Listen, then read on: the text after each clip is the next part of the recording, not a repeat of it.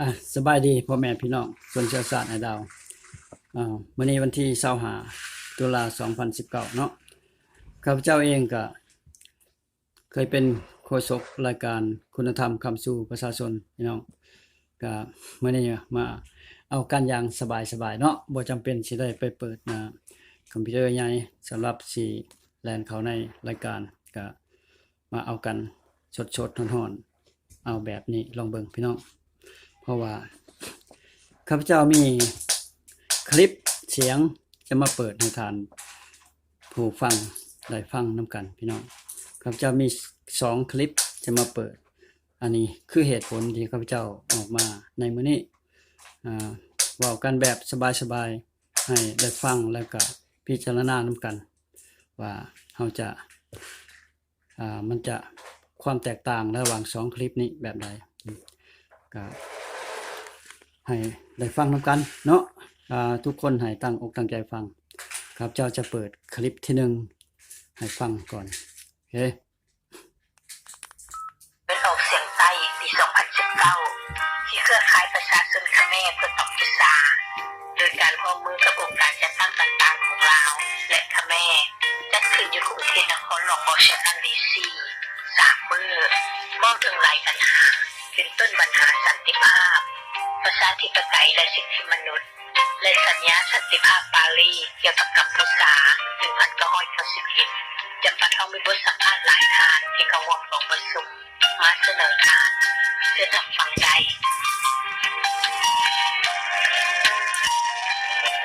ฟังกันพี่น้ององค์ประชุมเอเชียตะวันออกเฉียงใต้2019ที่เครือข่ายประชาชนเขมรเพื่อกัมพูชาโดยการร่วมมือกับองค์การจัดตั้งต่างๆของลาวและเขมรจัดขึ้นในกรุงเทพนครหลวงวอชิงตันดีซีสหรัฐอเมริกา3มื้อในมื้อวันที่18 19และ21ตุลาคม2019องค์ประชุม2มื้อทั้งนี้ได้ค้นคว้าหลายปัญหาเป็นต้นปัญหาสันติภาพประชาธิปไตยและสิทธิมนุษย์อยู่ลาวและกัมพูชาและสัญญาสันติภาพปารีสเกี่ยวกับกัมพูชาปี1991และระบอบราเมืองขึ้นแบบใหม่ของพวกคอมมิวนิสต์เวียดนามที่มีต่อ2ประเทศดังกล่าวพูดถึงกองประชุมเอเชียตะวันออกเฉียงใต้2019นี้ยานางบุญจันทร์เสนทวงศ์ประธานองค์การพลังรวมศาสตร์ลาวให้สัมภาษณ์วิทยุเอเชียเสรีภายหลังกองประชุมมื้อที่2สิ้นสุดลงและมีมติกองประชุมนั้นว่ากองประชุมมีความหมายและความสำคัญหลายและได้รับผลเกินคาดข้าพเจ้าคิดว่ากองประชุมเทอนี้มีความสำคัญหลายและก็มีความหมายและก็ได้ผลเกินคาดก็ว่าได้เพราะว่า2ชาติของพวกเขาได้เต้นนะค้นคว้าผ่านมาว่าสภาพการของ2ประเทศมีแนวใดเพิ่มขึ้นอีกเห็นหลายขึ้นความหักแพงลึงแกนนักแน่นแท้นิ่งขึ้นอีกอันนี้เป็นสิ่งที่เราได้รับว่ามันประเสริฐเพราะว่าสายสัมพันธ์ระหว่าง2ประชาชนของพวกเรา2ชาติของพวกเรานี่บ่เคยมีการเปลี่ยนแปลงในสมัยดึกดำบรรพ์จนมาฮอดเดี๋ยวนี้สายสัมพันธ์ระหว่างชาวเขมรและชาวลาวนี่ยังคือเก่าโดยเฉพาะมาปัจจุบันนี้มามีสถานการณ์แบบเดียวกันอีกก็ยิ่งพาให้เฮาใกล้ชิดยิ่งขึ้นและของประชุม2มื้อผ่านมานี่ได้ลงลึกละเอียดที่สุดทุกคนที่มาร่วมประชุมได้แสดงความคิดความเห็นเพราะว่ามันเป็นกองประชุมประชาธิปไตยทุกคนมีเสียงมีสิทธิ์ออกความเห็นอันใดออกมามารวมกันสุดท้ายกองประชุมของมื้อเฮาสิ้นสุดลงมื้อนี้เป็นมื้อที่2วันที่19นี่ก็ได้ร่วมเฮ็ดมติร่วมกันอันนี้เป็นสิ่งที่ว่าเฮาคาดฝันไว้ว่าจะเกิดขึ้นแล้วมันก็เกิดแบบนั้นในเกินคาดหมายก็บ่ได้เพราะว่าทุกคนถ้าเกิดเอาใจใส่แท้ๆศึกษาคนครัวและเฮ็ดจังได๋เพื่อว่ามติของเฮานี่จะได้รับมากผลหลังจากเฮาได้ลงมติร่วมกันมื้อนี้แล้วก็ประสบสิ้นสุดละเฮามีโครงการวันจันทร์มื้อเช้าเฮาจะไปหากระทรวงการต่างประเทศสหรัฐอเมริกาแล้วมื้อแลงเฮาก็จะไปรัฐสภาสหรัฐเพื่อไปยื่นมติร่วมของพวกเขาในกองประชุมแล้วกรณีพิเศษอยู่รัฐสภาสหรัฐคณะกรรมการที่ว่าเฮ็ดเกี่ยวกับคนเขมรประเทศกัมพูชานี่เพิ่นก็เฮ็ดพิธีระลึกถึงวันครบรอบ28ปีของสัญญาสันติภาพกรุงปารีสปี1991เกี่ยวกับเขมรท่านก็บอกสู่ฟังในบ่จังเล็กจังน้อยเดินหน้าจิตใจมติที่จะเอาไปยืนตัวทางการสหรัฐอเมริกาเนาะถ้ามีติก็เป็นเรื่องสัญญาสันติภาพปารีสปี1991ของพี่น้องเขมรเนาะเพราะว่าวันที่23 อกโทเบอร์วันที่23ข ของเดือนนี้เป็นครบรอบ28ปีของสัญญาสันติภาพปารีสเพราะฉะนั้นข้าเจ้าก็เลยเอาความสนใจใส่ตัวนี้หลายสมควรและรัฐสภาก็สนับสนุนอันนี้ก็จะจัดพิธีอยู่หั่นน่ะอันนี้คือว่าเป็นเก้าทำอิฐที่ว่ามติสำคัญอันนึงที่ว่าเฮาเอาใส่อยู่ในแถลงการณ์ของพวกเขาหั่นมีอันนี้แล้วพวกเขานี่ก็เอาเรื่องสัญญาสันติภาพเกี่ยวกับลาวกรุงปารีสปี1973ซึ่งว่าเกี่ยวกับ3ประเทศเวียดนามกัมพูชากับลาวและท่านตุงยับประธานองค์การกัมพูชาอเมริกันเพื่อสิทธิมนุษย์และประชาธิปไตยก็ได้กล่าวถึงสัญญาสันติภาพปารีสเกี่ยวกับกัมพูชาปี1991ว่า The 1991 Paris Peace Agreement on Cambodia basically help ends the war. Cambodia has been embroiled in the war ท่านตุงยับกล่าวว่าสัญญาสันติภาพปารีสเกี่ยวกับกัมพูชาปี1991โดยพื้นฐานแล้วแม้นเพื่อยุติสงครามซึ่งกัมพูชาเข้าเกี่ยวข้องเป็นเวลาหลายปีนั้นและก็เป็นสัญญาที่จะเฮ็ดให้กัมพูชาเป็นประเทศประชาธิปไตยและนับถือสิทธิมนุษย์บนพื้นฐานประกาศแถลงการสิทธิมนุษย์สากลและเมื่อถามว่ากองประชุมมื้อนี้เป็นไปตามที่ท่านคาดหวังเอาไว้หรือแนวใดนั้นท่านตอบว่า Yes, today we do the joint conference with Laos and we share the same cause, common cause, and a lot of it related to democracy and human rights. And also, ท่านกล่าวว่ามื้อนี้พวกเฮาจัดกองประชุมร่วมกันกับลาวซึ่งพวกเฮาต่างก็มีเหตุผลแนวเดียวกันและก็เป็นปัญหาเกี่ยวข้องกับเรื่องประชาธิปไตยและสิทธิมนุษย์และทั้งกัมพูชาและลาวก็มีเวียดนามที่คล้ายๆกับเป็นผู้ละเมิดขึ้นซึ่งพวกเฮามีความกังวลอันเดียวกันบอกถึงการดำเนินกองประชุมท่านอุดมเสนาผู้ตั้งหน้ารัฐบาลแห่งราชอาณาจักรลาวสมัยฝืนก็ให้สัมภาษณ์วิทยุเอเชียเสรีภายหลังกองประชุมว่าเป็นไปอย่างมีประสิทธิภาพกองประชุมครั้งนี้ดำเนินไปอย่างมีประสิทธิภาพเพราะว่าทั้งสองฝ่ายลาวและเขมรนี่ร่วมมือกันอย่างมีประสิทธิภาพและประสิทธิผลสิ่งที่พวกเราอยากได้ก็คือการร่วมมือซึ่งกันและกันเพื่อแก้ไขปัญหาของแต่ละประเทศที่นำเอาสิทธิเสรีภาพประชาธิปไตยอันแท้จริงมาสู่ประเทศของตนท่านก็ยกตัวอย่างหน่อยบ่ปัญหาใดที่จำเป็นจะต้องแก้ไขอันอีกส่วนบ่หมู่อยู่สปปลาวอยู่สปปลาวนี่สำหรับข้าพเจ้าเห็นว่าแนวใดก็สร้างลาวจะต้องแก้ไขปัญหาของลาวเองอันนี้ด่วนก็คือว่าทั้งสองฝ่ายซึ่งฝ่ายคนลาวอยู่ภายในประเทศก็คือรัฐบาลแห่งสปปลาวและก็คนลาวอยู่นอกประเทศก็คือรัฐบาลสมัยฟื้นที่ข้าพเจ้ากำลังเป็นตัวแทนอยู่นี่ควรเข้าใจซึ่งกันและกันควรเปิดประตูและก็สร้างความถูกต้องปรองดองสร้างความเข้าใจเพื่อสร้างสาประเทศชาติร่วมกันหลีกเลี่ยงกันบ่ได้ดอกข้าพเจ้าคิดว่าผลสำเร็จของกองประชุมครั้งนี้ได้ตามจิตใจที่ทางคณะพวกท่านคิดไว้ก่อนกองประชุมของข้าพเจ้าก็คาดหมายว่าจังซั่นล่ะยะลังลินดาลีผู้ตั้งหน้ารัฐบาลแห่งราชอาณาจักรลาวสมัยฝืนจากรัฐยูทาห์ก็มีความเห็นเกี่ยวกับกองประชุมนั้นว่าความสำคัญก็คือว่าให้ทุกคนนี่ต้องร่วมกันเป็นเด็กหนึ่งเด็กเดียวกันในการเกินไว้เวียดนามเนาะแม่แล้วก็ที่สำคัญคันเฮาได้ร่วมกันให้มันหลายให้คนเอเชียเฮานี่ได้มาร่วมคิดร่วมใจกันให้หลายแต่ท่านบุญถึงหน่อยมานี่ผู้ตั้งหน้ารัฐบาลแห่งราชอาณาจักรลาวสมัยฝืนจากรัฐเท็กซัสก็กล่าวถึงกองประชุมนั้นว่ามีความเข้าใจกันสูงที่สุดกองประชุมครั้งนี้ของพวกเขาอยากรู้จักความรู้สึกนึกคิดระหว่างสองชาติเขาคือแบบเขมรคือเจ้ามีปัญหาแล้วใดแล้วก็ลาวเขามีปัญหาแล้วใดแล้วพวกเขาก็มาประชุมกันก็เห็นว่าความเข้าใจนี้เป็นว่าสูงที่สุดพวกเขามีความพอใจหลายซึ่งว่าพวกเขาได้มาเห็นอกเห็นใจซึ่งกันและกันแล้วก็รู้ความลำบากยากแค้นเพื่อเห็นอะไรที่หาทางรู้ล่วงได้นี่เขาก็ต้องยังก็หาวิธีทางที่ว่าเห็นอะไรให้มันมีผลออกมาได้กองประชุมเอเชียตะวันออกเฉียงใต้2019ถูกจัดขึ้นอยู่ในกรุงเขตนครหลวงวอชิงตันดีซีสหรัฐอเมริกาในมื้อวันที่18 19และ21ตุลาคม2019มี14องค์การจัดตั้งเข้าร่วมองค์การจัดตั้งของชุมชนชาวลาวมีองค์การพลังรวมศาสตร์ลาวศูนย์ศึกษาและคนพวกเกี่ยวกับลาวและเอเชียรัฐบาลแห่งราชอาณาจักรลาวสมัยฝืนองค์การจัดตั้งของกัมพูชามี11องค์การรวมทั้งองค์การกอบกู้กัมพูชาองค์การชายแดนกัมพูชาพันธมิตรกัมพูชาเพื่อสิทธิมนุษย์และประชาธิปไตยมูลนิธิพันธมิตรเขมรมื้อนี้วันที่21ตุลาเป็นมื้อสุดท้ายของกองประชุมซึ่งในภาคเช้าคณะนำกองประชุมไปกระ ระทรวงการต่างประเทศสหรัฐอเมริกาและตอนบ่ายไปรัฐสภาสหรัฐซึ่งมีการพบปะและตั้งฉลองวันครบรอบ28 ปีของสัญญาสันติภาพปารีสเกี่ยวกับกัมพูชา1991นำด้วย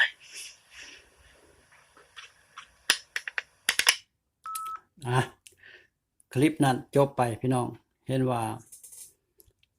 ก็ได้ฟังนำกันเนาะจังสิฟังคลิปที่2อีกต่อไปเพื่ออยากให้ทานผู้ฟังหันได้พิจารณามันมีความแตกต่างกันแบบใดหลังจากฟังคลิปที่2แล้วข้าพเจ้าสิบรรยายไปตามความเข้าใจของข้าพเจ้าเนาะและ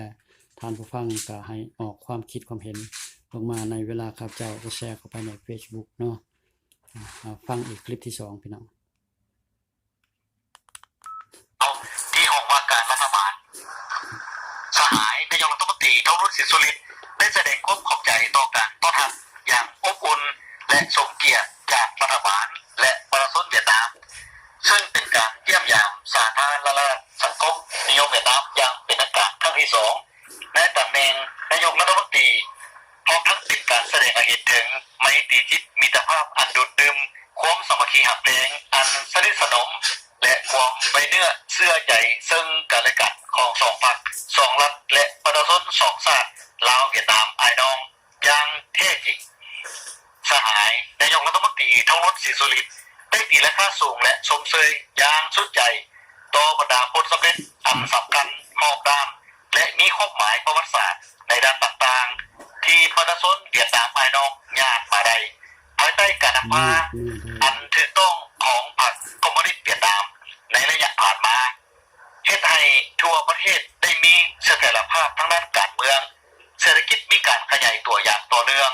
ชีวิตการเป็นอยู่ของประชาชนได้รับการปัวเป็ดบทบาทอิทธิพลชื่อเสียงของเวียดนามนับมือได้รับการยกสูงขึ้นในเวทีภาคพื้นและสากลพิเศษในปี2020นี้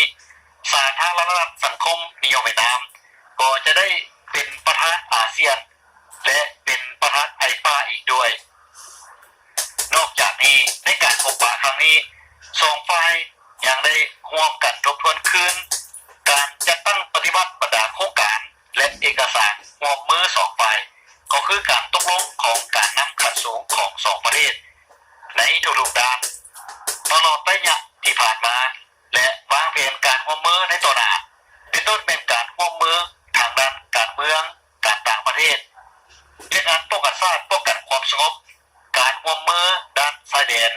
การร่วมมือด้านเศรษฐกิจการค้าการลงทุนพลังงานและแห่ทางโยธาธิการและขนส่งการร่วมมือด้านการเงินการร่วมมือด้านการศึกษาและพัฒนาทรัพยากรมนุษย์ตลอดทอดการพัวพันร่วมมือระหว่างบรรดากระทรวงองค์การข้าราชการองค์การจัดตั้งมหาชนและบรรดาท้องถิ่นในโอกาสการเยี่ยมยามครั้งนี้นายกรัฐมนตรีทั้งสองยังได้ร่วมลงนามและเป็นสักขีพยานในการลงนามเอกสารร่วมมือ2ฝ่าย8ฉบับพี่น้องจำนวน8ฉบับคือ 1. อนุสัญญาว่าด้วยการดัดแก้สัญญาระหว่างรัฐบาลสาธารณรัฐประชาธิปไตยประชาชนลาวและรัฐบาลแห่งสาธารณรัฐสังคมนิยมเวียดนามว่าด้วยโครงการก่อสร้างหอสภาแห่งชาติของลาว 2. ขอตกลงระหว่างกระทรวงแผนการและการลงทุนของลาวและกระทรวงแผนการและการลงทุนของเวียดนามว่าด้วยการสร้างยุทธศาสตร์การร่วมมือเศรษฐกิจวัฒนธรรมศึกษาวิทยาศาสตร์เทคโนโลยีระหว่างลาวเวียดนามในระยะ 2021-2030 และสัญญาว่าด้วยการร่วมมือระยะ 5 ปีในปี 2021-2025 3. บทบันทึกความเข้าใจระหว่างกระทรวงการเงินแห่งสาธารณรัฐประชาธิปไตยประชาชนลาวและกระทรวงการเงินแห่งสาธารณรัฐสังคมนิยมเวียดนามเกี่ยวกับการสนองเงินกู้ให้แก่โครงการลงทุนก่อสร้างเส้นทางแต่ผู้ทิศเพิงแขวงหลวงพระบางทางชายแดนนาซอนเมืองเดียนดงแขวงเดียนเวียดนาม 4. บทบันทึกความเข้าใจระหว่างธนาคารแห่งสาธารณรัฐประชาธิปไตยประชาชนลาว และธนาคารแห่งชาติเวียดนามว่าด้วยการร่วมมือเคลื่อนไหวจุดสุ่มด้านธนาคารระยะแต่ปี 2019 หา 2024 5. แผนการสร้างแผนร่วมมือลาวเวียดนามในขอบเขตการศึกษาและพัฒนาทรัพยากรมนุษย์ระยะแต่ปี 2021 หา 2030 ระหว่างกระทรวงศึกษาธิการและกีฬาของลาวและกระทรวงศึกษาธิการและก่อสร้างเวียดนาม 6. บทบันทึกความเข้าใจระหว่างกระทรวงพลังงานและโอเอของลาวว่าด้วยการร่วมมือสุกยู่ซื้อขายไฟพลังงานลม 7. มอบรับใบยั่งยืนนำเข้าไฟฟ้าจากเขื่อนน้ำกง 2. 3. น้ำอีมูลและน้ำอ่างของบริษัทเจริญเซกองลาวและบริษัทหุ้นส่วนทรงด้า 5 ของเวียดนาม 8. บทบันทึกความเข้าใจระหว่างกระทรวงโยธาธิการและขนส่งของลาวและบริษัทหุ้นส่วนเดินอากาศเวียดเจ็ตว่าด้วยการร่วมมือพัฒนาการบินพลเรือนและแถลงการร่วมระหว่างสาธารณรัฐประชาธิปไตยสปปลาวและสาธารณรัฐสังคมนิยมเวียดนามเวลาต่อมาสหายนายกรัฐมนตรีทองรุ่นศรีสุรินทร์พร้อมด้วยคณะได้เข้าเยี่ยมคำนับสหายเมนผู้จองเลขาธิการใหญ่คณะบริหารงานส่วนกลางพรรคคอมมิวนิสต์เวียดนามในโอกาสการต้อนรับครั้งนี้สหายเมนผู้จองได้กล่าวแสดงความยินดีต้อนรับสหายทองรุ่นศรีสุรินทร์นายกรัฐมนตรีสาธารณรัฐประชาธิปไตยลาวพร้อมคณะที่ได้ทำการเยี่ยมยามสาธารณรัฐสังคมนิยมเวียดนามอย่างเป็นทางการอีกครั้งหนึ่งสหายเลขาธิการใหญ่ได้ตีและค่าสูงต่อสหายนายกรัฐมนตรีทองรุ่นศรีสุรินทร์ที่ได้นำพาคณะผู้แทนการสูงของสาธารณรัฐประชาธิปไตยลาวเยี่ยมยามสาธารณรัฐสังคมนิยมเวียดนามได้สำเร็จการพบปะสองฝ่ายกับนายกรัฐมนตรีเหมือนส่วนพกพร้อมคณะรัฐบาลเวียดนามซึ่งเป็นการแสดงให้เห็นถึงการสืบต่อเสริมขยายมิตรภาพความสามัคคีพิเศษและการร่วมมือออกด้านของสองพรรคสองรัฐและประชาชนสองชาติลาวเวียดนาม อ่ะจบไป2คลิปเสียงพี่น้องคิดจังไดท่านผู้ฟังอยู่ข้าพเจ้ามีความคิดอย่างหนึ่งก็เป็นแนวคิดส่วนตัวเนาะพี่น้องก็มาศึกษากันข้าพเจ้าเห็นว่าคลิปเสียง2คลิปนี้มีความเห็นกงกันข้ามกันเป็นคนละเรื่องพี่น้องซึ่งแต่ก่อนพวกเราเคยได้ยินคำว่าสามชาติอ้ายน้องอินโดรวมลบอินโดจีนลาวเขมรเวียดนามเนาะทิ่มกันบ่ได้ปากันบ่ได้ปัดนี้แม่นไผมาแบ่งมาแยกสามอ้ายน้องเขาเจ้าออกจากกันหรือว่าพ่อใหญ่ชีจิ้นผิงบ่มาแบ่งลูกแบ่งหลานบ่ให้เขาเจ้าแตกแยกกันบ่หรือว่าจังไดพี่น้องบัดนี้จะกล่าวถึงตัวคลิปก่อนเนาะข้าพเจ้าบ่เข้าใจอีหลีขอโทษขออภัยบ่แม่นเว้าลบหลู่เนาะว่าคำที่ว่ารัฐบาลแห่งพระราชลาวสมัยพื้นผู้นี่เป็นต้นโตอยู่ใสเนาะแต่ว่าได้ยินอยู่เพิ่นเว้าว่ามียานางหยังแหละบ่จื้อชื่ออยู่รัฐอยู่ท่าเนาะแล้วก็มีทานผู้หญิงนี่2คนอย่างนี้แล้วก็มีทานผู้ตั้งหน้าผู้หนึงอีกก็ตั้งหน้ารัฐบาลพระราชจักรลาวสมัยพื้นผู้อันนี้ข้าพเจ้าบ่ฮู้อีหลีบ่เข้าใจอีหลีที่ไปที่มาของรัฐบาลแห่งพระราชจักรลาวสมัยพื้นผู้นี้เพิ่นจะเฮ็ดจังไดไปจังไดมีคณะรัฐมนตรีจักฐานแม่นไผเป็นนายกข้าพเจ้าบ่ฮู้และมีที่ว่ามีที่ทำงานรัฐบาล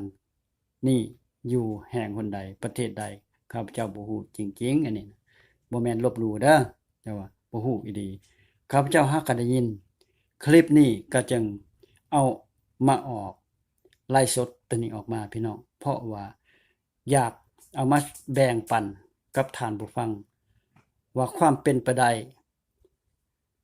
และความเป็นไปบ่ได้ท่านจะเห็นว่าอย่างไร สำหรับแนวคิดส่วนตัวของข้าพเจ้าแล้วข้าพเจ้าว่าความเป็นไปบ่ได้หันหลายกว่าในคลิปเสียงก่อนเกี่ยวกับความร่วมมือเนาะของอ้ายน้องเขมรกับอ้ายน้องลาวอันนี้ข้าพเจ้าเข้าใจอาจจะแม่นต่างฝ่ายต่างก็เป็นผู้ที่ว่าอยู่ต่างประเทศคำว่าอ้ายน้องเขมรก็แม่นเขมรอยู่ต่างประเทศ